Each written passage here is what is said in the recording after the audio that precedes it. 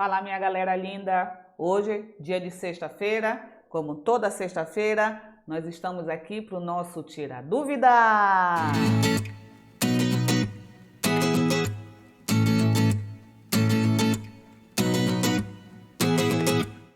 Oi, gente! Quem não me conhece, sou a professora Gui e você está aqui no canal Bíblia Responde. E hoje é sempre especial. É o nosso momento Tira Dúvida. E ele é destinado para a gente estar respondendo questões de concurso, para te ajudar na hora que você for fazer alguma prova, alguma seleção e você não se sentir tão perdido ou tão perdida. Hoje, as nossas questões, geralmente fazemos duas, é para você da área da catalogação. Então, vamos nessa que a gente tem pressa.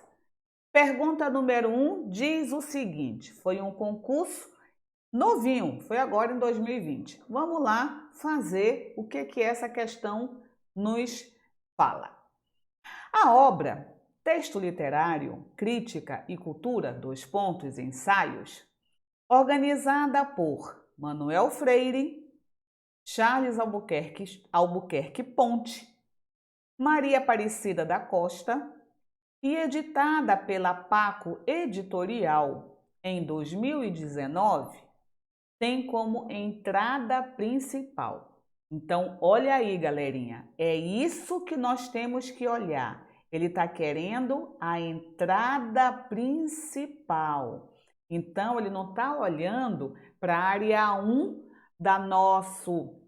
na fichinha, no nosso ACR2, ele está querendo a entrada principal, que, de acordo com o Mark, passa a ser o nosso campo número 100, ou 110, ou 130. Então, como aqui são pessoas, ó, Manuel, a Maria Aparecida, não é? O Charles, é porque aqui eu não consigo enxergar tudo na minha tela. Então, nós temos pessoas. Então, a minha entrada principal, se eu for olhar para o Mark 21, vai ser o meu campo número 100, 100. Se for para a minha ficha matriz no meu ACR2, a minha entrada principal vem antes da área 1, que a área 1 é constituída por quem? Pelo título, subtítulo e responsabilidade. Então, toda vez que for área 100 no MARC, ou a entrada principal na nossa ficha matriz do ACR2, a entrada principal ela pode se dar somente pela autoria, ou seja, quem é o responsável intelectual daquela obra. E a minha entrada principal, ela se ramifica. Ela pode ser uma autoria pessoa física ou uma autoria pessoa jurídica. Que a pessoa jurídica, por sua vez, se ramifica em duas: organização governamental e organização não governamental. Quando a organização é governamental, a entrada sempre vai ser pela jurisdição. Se for em nível nacional, Brasil, ponto Ministério da Saúde. Se for em nível estadual, Amazonas, abre, Estado, fecha, ponto, Secretaria de Educação. Se for em nível municipal, Manaus, M, ponto, Secretaria de Educação.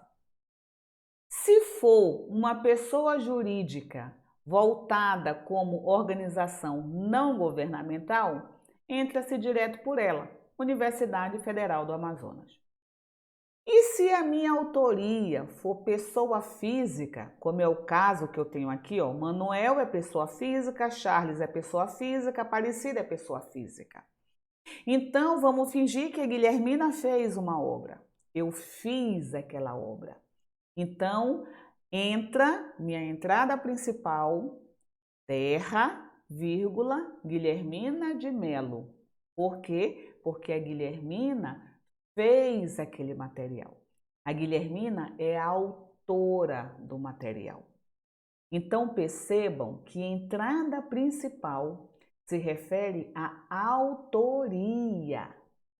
Por isso que tu tem que fazer a seguinte perguntinha besta. O Manuel, o Charles e a Aparecida, eles são autores da obra texto literário? Aí você vai ler na questão e vai ver que ele está dizendo que o Manuel, a Aparecida e o Charles, eles são organizadores. Então, meu amor, quando a obra ela apresenta organizador, editor, tradutor, significa que não é autor. Portanto, não teremos entrada principal, uma vez que o único or que eu considero entrada principal é se esse or responde à classificação de autor. Um dia a minha letra sai linda, tá, meus amores? Ou então eu compro a minha canetinha, a minha mesinha digitalizadora e faço lindíssimo. Por enquanto ainda uso o meu cursor. Então, meus bebês, entrada principal somente se eu tiver autor, autoria da obra. Manuel, Charles e Aparecida são organizadores. Então, significa que eu não vou ter, se eu for fazer na ficha do ACR2, a entrada principal. Eu já vou entrar para a área 1, que é o título. Se eu for fazer no meu formato Mark 21, eu não tenho o campo 100. Eu já vou para o 245. Então, se a entrada principal é somente para autor, se organizador, tradutor, editor não entra em entrada principal, então a gente já vai automaticamente elimina a letra A, porque o Freire é organizador. Elimina a letra B com toda certeza, que essa foi a mais besteira que tem. Por quê? Paco Editorial é editora. A editora está onde? Está dentro da imprenta, está na área da imprenta, que é formada por 3 elementos: o local, o nome da editora e o ano de publicação daquela obra. Então, Paco Editorial, Guisa. Freire Manuel da letra A, se não vai entrar, na letra C que não vai entrar mesmo, não é? E outra, meus amores, se porventura eles fossem autores, na responsabilidade eu posso optar pelo ACR2, somente pelo primeiro, só que eu tenho que colocar o primeiro, reticências, abre et al. Então, eu não posso colocar da forma como está. Então, já estaria errado, porque faltou o quê? A indicação do reticências, ok? A letra D está completamente errado. Por quê? Vamos cair na hipótese de que realmente o Manuel, o Charles e a Aparecida são os autores. Eu tenho 3 autores. Até 3 autores eu tenho entrada principal. Todavia, somente um autor, eu, Guilhermina, eu obedeço a ordem que aparece na minha folha de rosto. Ok? Aqui a ordem que aparece na folha de rosto é o Manuel. Então, na entrada principal, você só vai colocar o primeiro autor. E na responsabilidade, você puxa de novo o primeiro autor e acrescenta os 2 seguintes. E na entrada secundária é que vão aparecer os dois seguintes. Isso quer dizer o quê? Que na minha ficha ACR2, a minha entrada principal, se fossem autores, ok? Freire, vírgula, Manuel. Aí na minha área 1 ia aparecer abaixo do terceiro espaço, texto literário, crítica e cultura, dois pontos, ensaio, espaço, barra, espaço, Manuel Freire, que eu puxo ele de volta, vírgula, Charles Albuquerque Ponte e Maria Aparecida da Costa. E lá na minha pista, que é a nossa entrada secundária, no meu número 1 em algarismo romano, eu iria colocar Ponte, vírgula, Charles Albuquerque, ponto. Número 2 em algarismo romano, Costa, vírgula, Maria Aparecida da. Número 3 em algarismo romano, título. Mas eu não posso fazer isso, porque eles são organizadores. E mesmo se eles fossem autores, a letra D ia ser guisada do mesmo jeito. Por quê? Qual foi o erro cruel que eles colocaram aí? Os 3 autores na entrada principal. E na entrada principal é apenas um. Na responsabilidade aparecem os 3 e na pista os 2 que não foram contemplados na entrada principal, ok? Então, o que sobra? A nossa letra E. E por que mesmo é a letra E, Guilhermina? Porque a obra não tem autoria, não tem autor. A obra só tem organizador. Toda vez que a obra apresenta organizador, sempre entrada pelo título.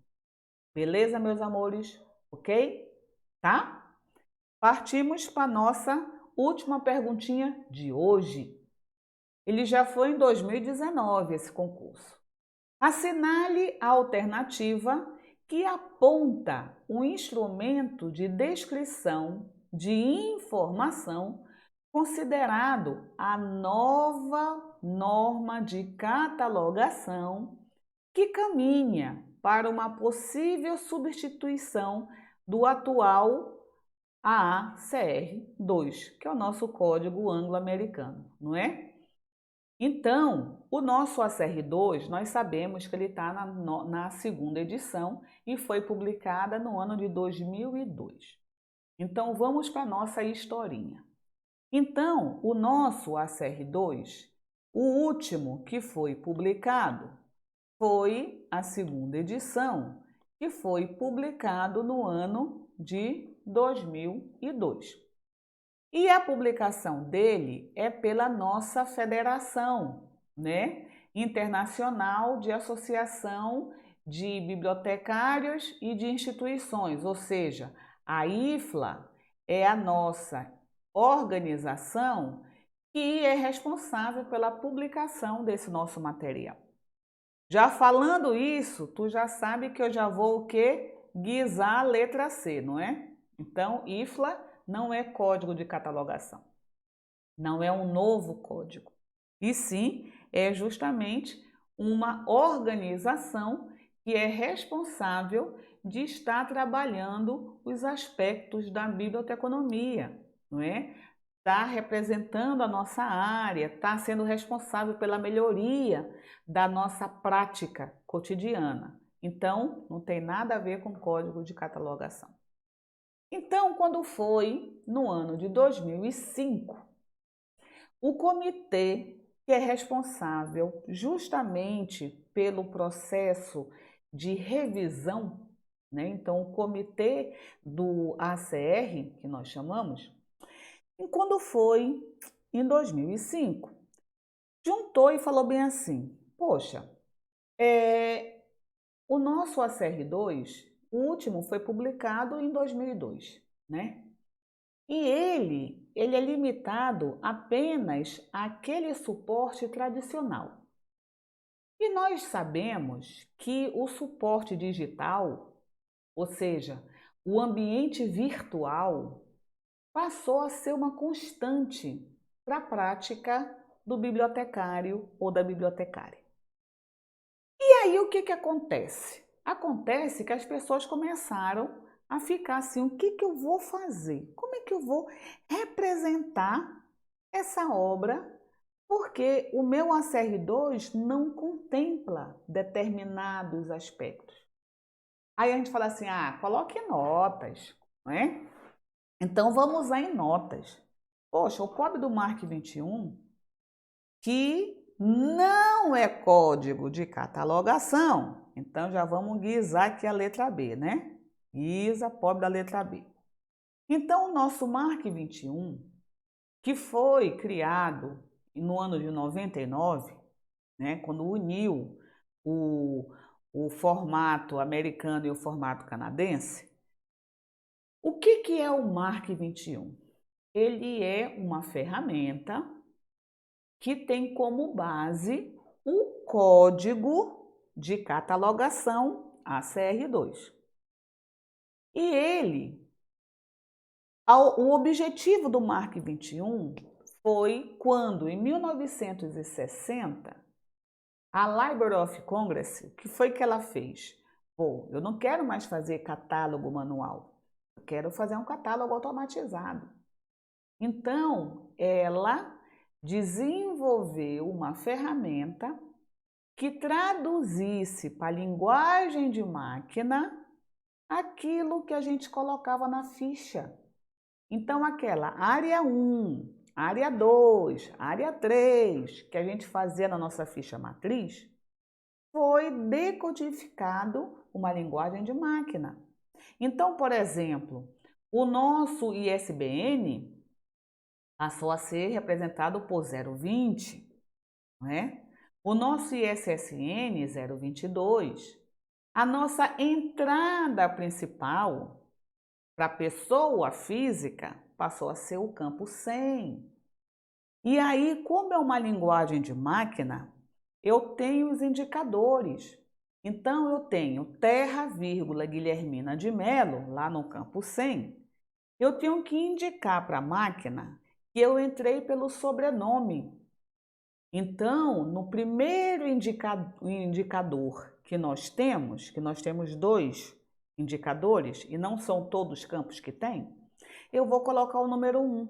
Então, eu estou dizendo para a máquina que eu estou entrando campo 100, então tenho entrada principal por pessoa física. E quando eu coloco o número 1 no meu primeiro indicador, eu estou dizendo para a máquina que essa minha entrada está sendo pelo sobrenome, ok? E aí, cada um tem o seu campo específico. Mas o MARC, muitas pessoas pensavam que o MARC era um código de catalogação, mas o MARC não é código de catalogação.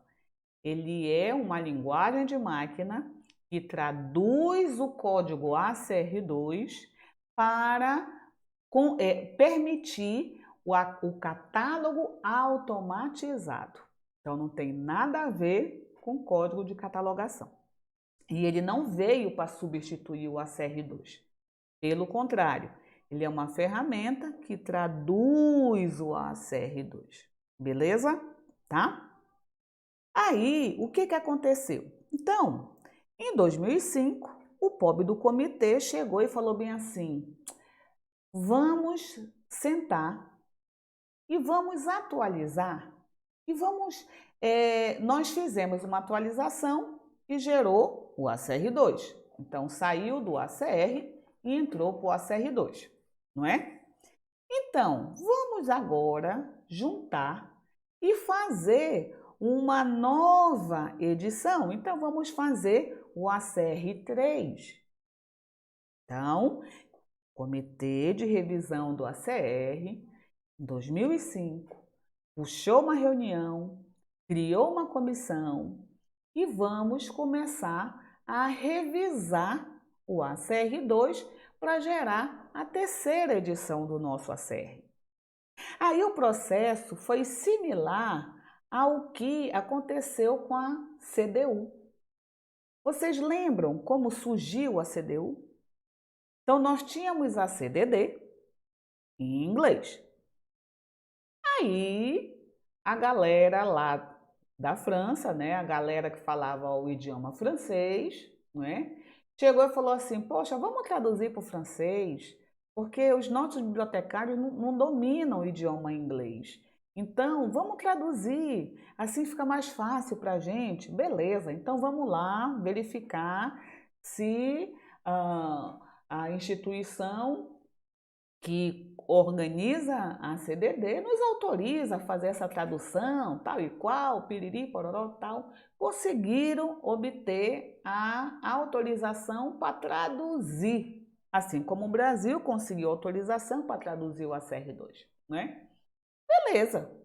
Quando eles começaram a traduzir, eles foram olhando que não contemplava, era muito limitado, o processo de síntese era muito limitado, então a gente podia aumentar, aí foram, a CDD só tem um ponto um sinal, que é um ponto, não é?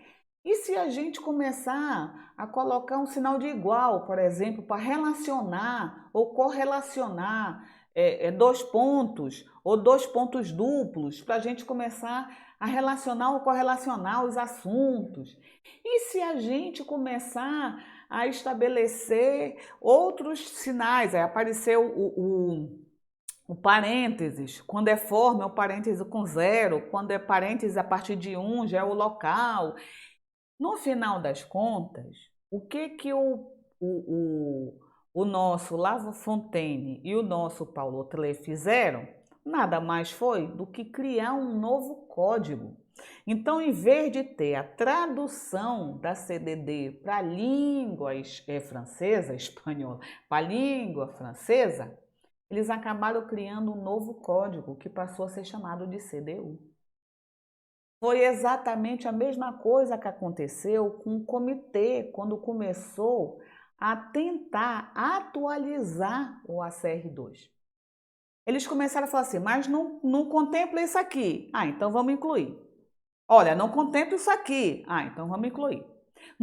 Eles viram que tinha mais coisas para ser contemplado, que eles falaram assim, gente, espera aí, o que a gente está fazendo aqui, a gente está criando um outro código. A gente não está nem fazendo edição, porque edição a gente inclui pequenas alterações. Eu excluo, eu incluo, mas a essência da obra é a mesma. Só que o que eles fizeram com a CR2? A inclusão foi maior do que a essência, eles falaram assim, peraí, gente, o que a gente está fazendo aqui não é uma edição, um complemento do ACR2. O que a gente está fazendo aqui, a gente está criando um outro código de catalogação.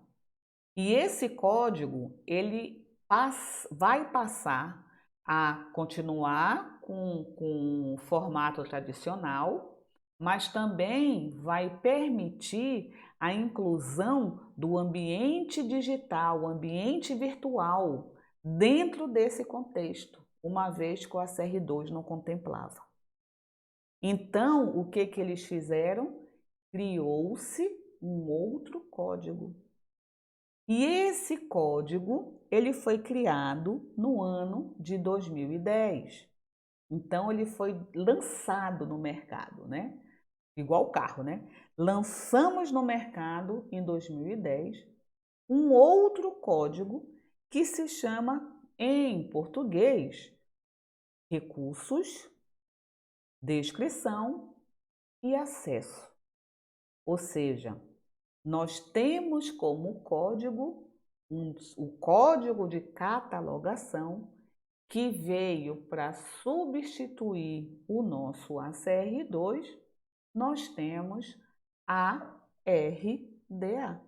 Então, meus amores, significa que a letra correta vai ser quem? RDA. E o R é justamente de recurso, o D é de descrição e o A é de acesso.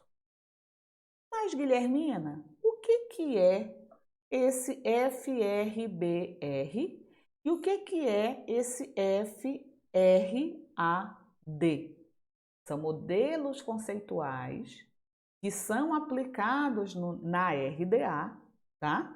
Só que esse aqui, ó, deixa eu escrever aqui, esse é para registro bibliográfico. São modelos conceituais voltados para registro bibliográfico. E esse aqui são modelos conceituais voltados para dados de autoridade. Ou seja, mostrar como é que nós temos que estar estabelecendo o nosso registro bibliográfico e como a gente vai estar estabelecendo os nossos dados de autoridade. E eles são utilizados justamente no nosso novo código de catalogação, que é a nossa RDA. Ok, meus amores? Então, com isso, nós concluímos o nosso segundo exercício de hoje. E aí, o nosso Tira Dúvida vai ficando por aqui. Se caso você gostou, não esquece, deixa o teu like, se inscreva no nosso canal, ativa o sininho e também nos siga nas redes sociais. Ah, não esquece, manda sugestão, escreve aqui nos comentários, tá beleza? Gostou? Tem que melhorar? O que a gente tem que fazer para melhor te atender?